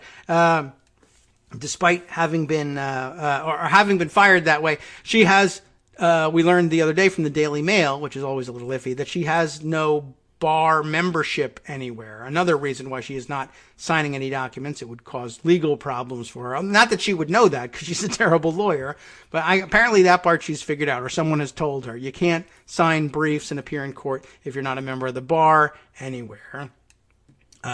Certainly not without special dispensation from the court. I suppose you could appear on your own behalf, but you can't appear on behalf of another client. Anyway, or any client. Where was I with this? Oh, yes. She's appeared with Giuliani, not signing the only right, then the no bar admission. There was something else I wanted to bring up, and I had to finish that statement. And so I guess maybe it'll come up again. I forget where I was going with all that. Oh, yes, right. The amount of time the timeline again, that they've kind of brushed past that. It's out there, but nobody really stops and ponders it. She graduates from law school in 2011 and is fired from the Weld County District Attorney's Office in the first quarter of 2013. So let's say graduating, I would guess you graduate in, May, June, right? So let's say June of 2011. By at least March 2013, June 11 to June of 12 to June of 13. So less than 2 years from graduation to firing at the Weld County DA's office, but yet they say in this, she graduates from the University of Richmond Law School in Virginia in 2011 and worked in private practice before joining the Weld County District Attorney's Office. So she graduates in June, let's say 6 of 2011, and she's apparently joins the Weld County District Attorney's Office in August of 2012. So a year and 2 months pass between graduation and hiring at the Weld County DA's office. So they say things like, well, she was in private practice before then. There was a year. So she has 1 year of private practice. Then she's hired by the Weld County DA's office to do traffic court cases and is fired in at most 8 months. So it's not a terrific career start, but they don't, they're not hammering her at every step in this article. That's not the point of it. That's my case. I'm going to do that. Trump and his legal team have persisted in their floundering efforts to overturn the 2020 election, led somehow by the failed traffic court attorney, by some miracle, which President-elect Joe Biden won despite lacking evidence of fraud or widespread wrongdoing at a level that would change the results. That's a phrase that goes back to the floundering effort. It's not about Joe Biden. Ellis entered the president's orbit after appearing on Fox News defending Trump. How did that even happen? She formally became a legal advisor to Trump in 2019. We've seen this phenomenon over and over again. You appear on Fox TV, you say something nice about the president, and he ends up hiring you or giving you some sort of a break because he's just that kind of an idiot. But what was she doing that would get her on Fox News in 2018, 19? And I guess at some point we know she went to work for Dobson, right? That gets mentioned in the next paragraph. After being fired by the Weld County District Attorney's Office, Ellis worked at several private law firms in Colorado, according to the New York Times. She also taught at Colorado Christian University in Lakewood and ran the Dobson Policy Center, which is affiliated with the Dr. James Dobson Family Institute in Colorado Springs. Ellis remains a fellow at the Centennial Institute at Colorado Christian University, a nonprofit conservative policy think tank, which, again, put that in the why do I get up every morning. I don't know if that's a paid position or anything, but just think about this again, right? She graduates from an okay law school, nothing wrong with the University of Richmond, I'm sure, and goes in, quote unquote, is in private practice, which means I think, that's also a cover for I didn't get any jobs, but I passed the bar. I'm in private practice. Where'd you work? The law offices of Jenna Ellis. Right. Did you have any clients? No. Did you solicit any clients? No. What did you do at the law offices of Jenna Ellis? I attempted to get a job at the law offices of somebody else with money, but I couldn't. And instead I got hired at the Weld County District Attorney's Office. I don't know whether she's originally from Virginia and that's why she went to University of Richmond, or if she's originally from Colorado but just got into Richmond for whatever reason and wanted to go there and then went back to Colorado. I'd be interested in where she went and a detailed retelling of what her resume really was like in between graduation and the Weld County DA's office. My guess is I'm right. Private practice is cover for I couldn't get a job. Then I would be interested to know, maybe the New York Times article details it. Where did you work for several private law firms in Colorado in between getting fired from the DA's office, and when did you get hired and how to teach at the Colorado Christian University? And when did you get hired at the Dobson Policy Center? I'm just sort of curious about that timeline. Oh, and it points to the New York Times article that we mentioned a couple days ago, the How is Trump's Lawyer Jenna Ellis Elite Strike Force material. And we read about it, and I don't know whether I read all the way through it on the air or not, but I'll review that over the weekend. Anyway, I just find it a striking story, to say the least. It's really pretty amazing, and I don't know. If it wasn't for the fact that she was attempting to destroy the American Republic, I guess I would think it was unseemly to hammer on her publicly like this. But don't worry. I don't know. Nothing's going to change for her. She's already in the grift machine, and there's no way to get her out. All right. Let's see. Other things I wanted to bring to your attention. We'll sneak them in before the weekend. Very often sneaking them in before the weekend turns them somehow magically into major stories that are about to break into something larger. Couple of things I could share with you here. One, I will say, here's some good news from the closing days of the current Congress. And what are we in, the 116th? I just thought this was interesting and didn't get much notice. A report in roll call, overdue effort. And I'm glad to see this is happening. I mean, how much trouble have we had with opaque LLCs being used to disguise the true source of money or interest in not only in the Trump era, but since forever. It's been a real problem, and criminals are disguising their criminal intent and have been for a long time through these shadowy LLCs. And apparently a frontal attack on this underway and successful to some extent in Congress. After 12 years of work, this roll call headline says, Congress is set to disclose hidden corporate owners. Maloney, and here we're talking about Carolyn Maloney, chair of this committee. Maloney, after years of work, votes against the bill. Okay, that seems pretty weird. Let's find out what's going on here procedurally as well. Jim Saxa writing this piece on December 15th for roll call with a correction apparently noted up here at the top on December 16th. Clark Gascoigne, Gascoigne,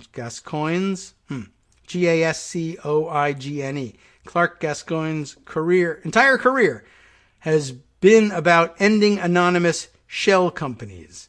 That's the correction?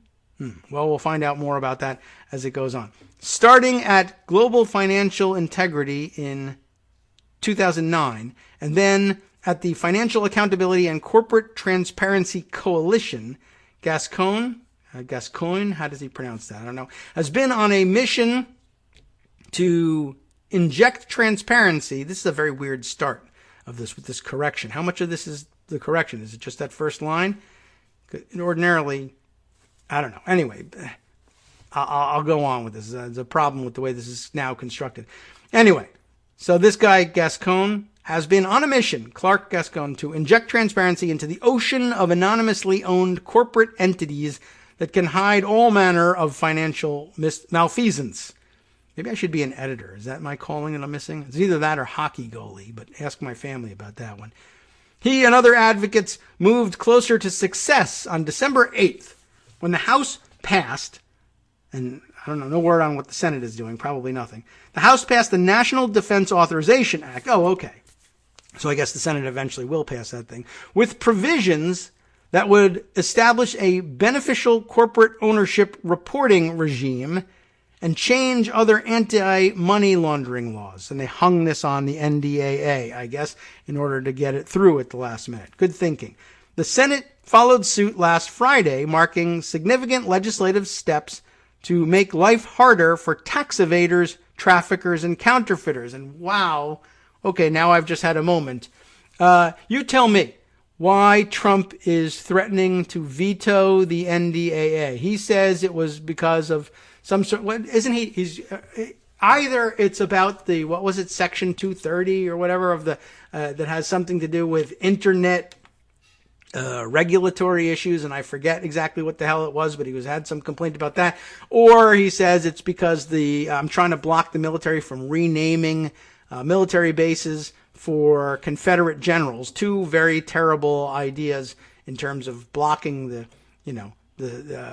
enactment of an NDAA. But we also supposed that the other day that the money for funding the cybersecurity efforts that would investigate further and prevent future hacks like the ones we're talking about being perpetrated by the Russian government is also in that bill, and he wants to maybe not have that happen. But how about this? Vetoing the NDAA means also getting rid of these corporate transparency provisions that would, if they continue, enable these corporate entities, as they say here in this article, to hide all manner of financial malfeasance, and would change the ownership reporting regime and other anti-money laundering laws. So he's one of the biggest money launderers in the country in terms of his weight, I guess. I'm sure others are laundering a lot more money, but can't have that happen. So we're going to veto funding for the military because I love our military. They're suckers and losers, but I love them. And I'm going to veto their money because of this. Oh, by the way, because of this anti-money laundering provision. The Senate followed suit last Friday, right? We said, so good. All right. Where were we here? I'm not popping the champagne until the president signs this thing into law, Gascoigne said. Trump has threatened to veto the measure because of other provisions, but lawmakers say they have the votes to override, which is good news. I'm glad of that. Proponents of the proposal needed years to convert opponents into backers, overcome resistance from powerful lobbyists, garner bipartisan and bicameral support, and eventually hitch a ride on a must-pass bill. In a final twist, they lost the vote of the lawmaker who spent a decade pushing for transparency. That's interesting. Did they lose the vote, though, on the entirety of the NDAA? Did she object to some other portion? Interesting. That's the intricacies of politics for you. Carolyn Maloney of New York introduced a beneficial ownership bill in 2010. At a December 7th news conference, she called it the most important anti-money laundering and anti-corruption bill in 20 years, and a pop-up ad has removed it from my site. And what? And it will make our country substantially safer. Good thing that isn't an important addition. Thanks very much, roll call. A day later, Maloney said she would vote against the measure.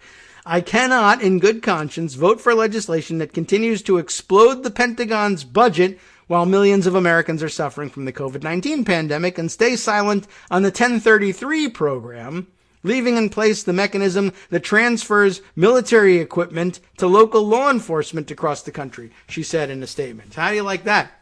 You imagine a bill you've been working on for 10 years finally gets hung on the NDAA, and you find you have to vote against the NDAA because of other things. But at least you know that there are the votes to pass and votes to override a veto, not that you'll be one of them, and your legislation will make it through. But that's just one of those intricacies of doing this sort of work, especially on an omnibus bill like this, or a Christmas tree bill, as they sometimes call them. All the ornaments having been hung on the must-pass vehicle. Wow, that's kind of interesting all by itself, and the sort of thing that people will try to launch attacks on later on, but okay. Another section here called U.S. Shortcomings. Let's take a look at this. The United States is a popular destination for ill-gotten financial gains, in large part because the states, which govern corporate registrations, make it as quick and easy as possible. In Delaware, know anybody from Delaware, by the way?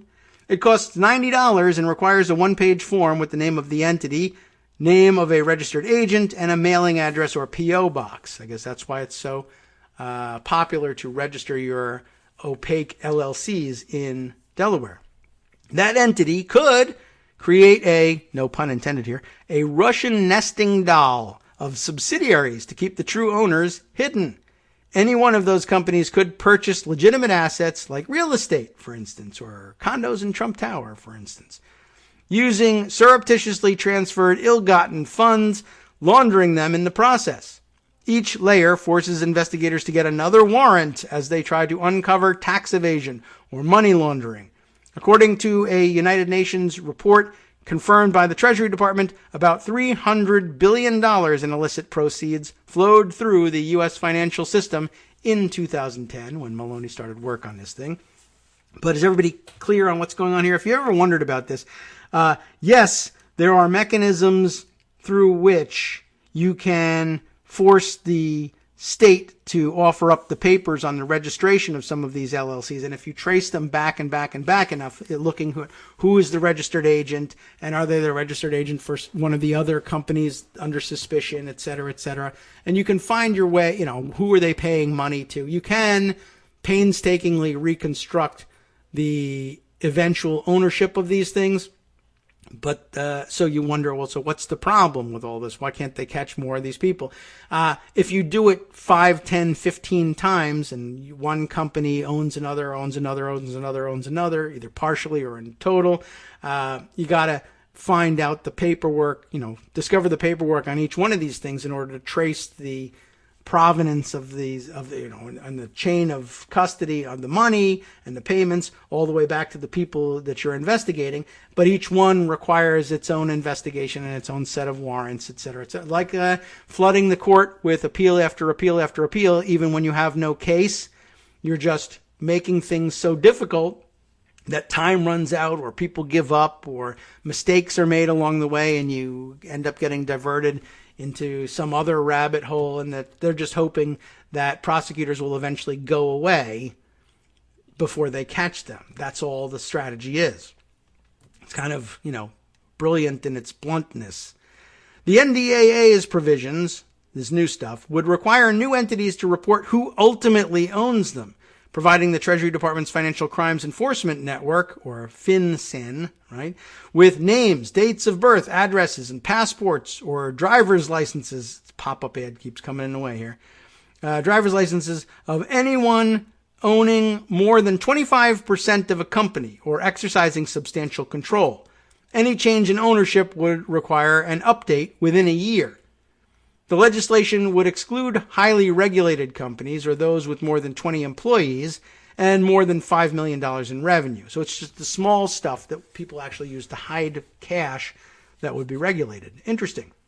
The bill would also increase FinCEN staffing, encourage FinCEN and Justice Department investigators to cooperate more, require the Attorney General and Treasury Secretary to consider raising the monetary threshold for banks filing suspicious activity reports, redefine coins and currency to include cryptocurrencies, and overhaul the Bank Secrecy Act. Good package, it sounds like. The idea of restricting anonymous shell companies began bouncing around Congress shortly after the UN and others released reports about U.S. shortcomings. God, speaking of bouncing around, this text keeps moving on me thanks to the brilliant and much-loved pop-up ads being produced by Google here. Let's see.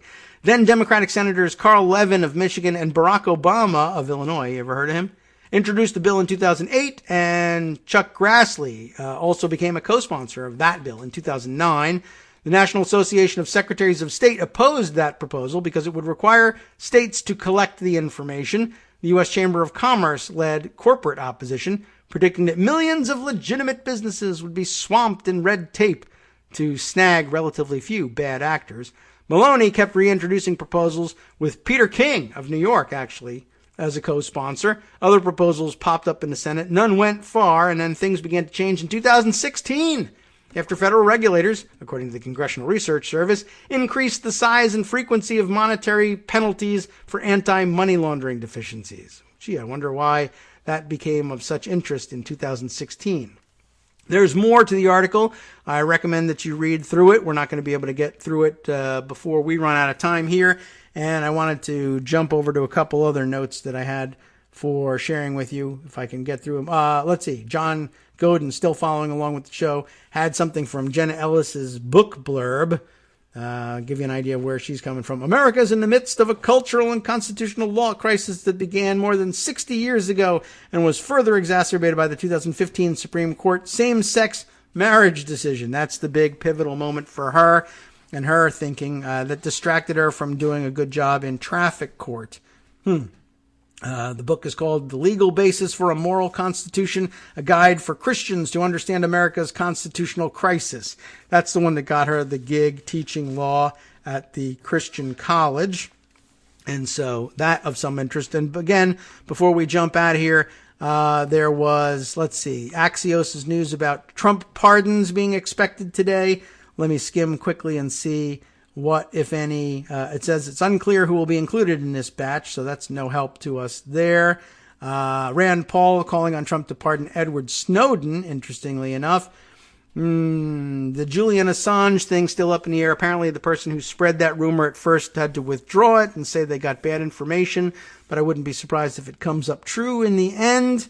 So anyway, eyes on that for later today. Also, let's see, being shared here, Scott sent me Scoop, also from Axios. Pentagon halts Biden transition briefings.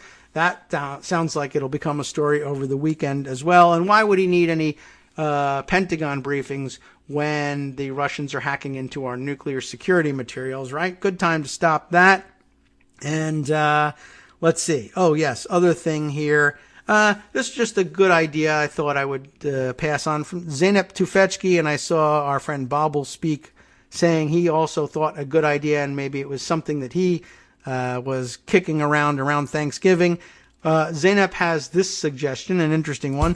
I've been hearing, she says, exactly this, I guess in reference to someone else's tweet here, that people get close to convincing their family to postpone gatherings now, but the roadblock is that they're not sure if they will all have time off to meet later, like in the spring when maybe things are under better control. What if Joe Biden, she said, proposed a federal holiday, say around Easter in early April?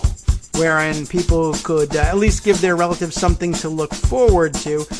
This in response to Richard Robbins tweeting, I guess, on similar subject. An interesting idea, something to knock around over the weekend and to think about. Just wanted you to be aware that it was out there. What else? Brad Heath reporting on all of the, from Reuters, on all of the court cases. A brief filed yesterday. Trump's lawyers asking the Seventh Circuit to rule that some absentee voting procedures should invalidate Wisconsin's election and that the state legislature should appoint a new state of legislators. Still going around and around in circles with that one. They'll never let it die. You'll be able to watch it over the next couple of weeks. And you'll be able to keep an eye on the National Archives to see when Wisconsin's certificate is in. In fact, it may already be in. Now you know where to go to check it. In the meantime, looking for more interesting and exciting stories to keep yourself occupied over the weekend? Justice Putnam has them next on the West Coast Cookbook and Speakeasy. We'll see if I can sneak in after these words. From networksradio.com, you have been listening to Kagro in the Morning with David Waldman. All right, let's pull this one out. It's important, right? A federal judge blocked a GOP effort to get rid of ballot drop boxes ahead of the U.S. Senate runoff races in Georgia. That enormously important. Oh, and yes, forgot to mention the fact that Pfizer's got millions and millions of doses of their new vaccine sitting in a warehouse because the federal government hasn't told them where to send them.